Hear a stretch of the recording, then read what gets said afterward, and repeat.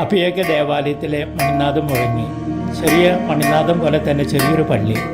അതിൽ ഭക്തജനങ്ങൾ വിരലിൽ എണ്ണാൻ മാത്രം. പരിശുദ്ധാത്മാവിൻ്റെ തിരുനാളിൽ ആദ്യത്തെ തിരുബലി അർപ്പിക്കുവാൻ എനിക്ക് ലഭിച്ച ദേവാലയവും ബലിപീഠവും. ഞങ്ങളുടെ വലിയ പള്ളികളോടൊപ്പം ചെറിയ പള്ളികൾക്കും പെന്തക്കോസ്ത് അനുഭവം പങ്കുവയ്ക്കണമെന്ന ആഗ്രഹത്തിലാണ് മണ്ണിൽ തീർത്ത ഈ കൊച്ചു ദേവാലയം തേടി ഞങ്ങൾ എത്തിയത്. അഭിയേക പള്ളിയിലെത്തുവാൻ 1 മണിക്കൂർ നടക്കേണ്ടതുണ്ട്. അതുകൊണ്ട് ആദ്യത്തെ കുർബാന അവിടെയും രണ്ടാമത്തെ കുർബാന ചാരവീതി പള്ളിയിലുമാണ്. നിർഭാഗ്യവശാൽ അഭിയേക പള്ളിയിലെ കാറ്റഗിസ്റ്റിന് അസുഖം ബാധിച്ച് സ്ഥലത്തില്ലാത്തത് മൂലം അദ്ദേഹം അറിയിച്ചു അവിടുത്തെ കുർബാന അന്ന് ക്യാൻസൽ ചെയ്യുവാൻ. എങ്കിലും രാവിലെ തന്നെ ഞങ്ങൾ ചാരവീതി ഗ്രാമത്തിൽ എത്തിയപ്പോൾ അറിഞ്ഞു അഭിയേക ഗ്രാമത്തിൽ കാറ്റഗിസ്റ്റ് തിരിച്ചെത്തിയെന്ന്. ഉടനെ അദ്ദേഹത്തെ ഫോൺ വിളിച്ച് പറഞ്ഞു ഞങ്ങൾ രോഗിയായി അദ്ദേഹത്തെ കാണാൻ വരുന്നുണ്ടെന്ന്. കുർബാനയ്ക്ക് ആരും അവിടെ കാത്തു നിൽക്കുവാൻ സാധ്യതയില്ലെന്നറിയാം.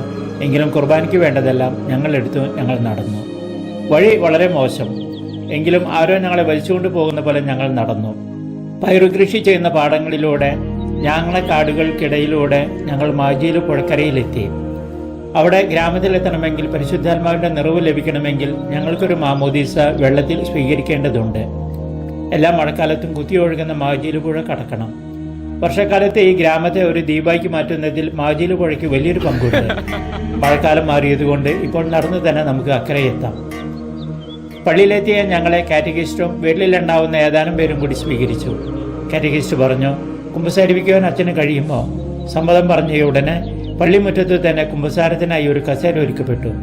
മുറ്റത്ത് കളിച്ചുകൊണ്ടിരുന്ന കൊച്ചുകുട്ടികൾ കുമ്പസാരത്തിന് സാക്ഷികളായി സാഹൂതം നോക്കി നിന്നു. ചിലരുടെ കുമ്പസാരം കേട്ടപ്പോൾ ചില പന്തികേടുകൾ തോന്നി. തിരക്കിയപ്പോൾ അറിഞ്ഞു കുമ്പസാരിക്കുവാൻ വന്നവരിൽ ചിലരൊക്കെ ഒരു കുദാശയും സ്വീകരിക്കാത്തവരാണെന്ന്.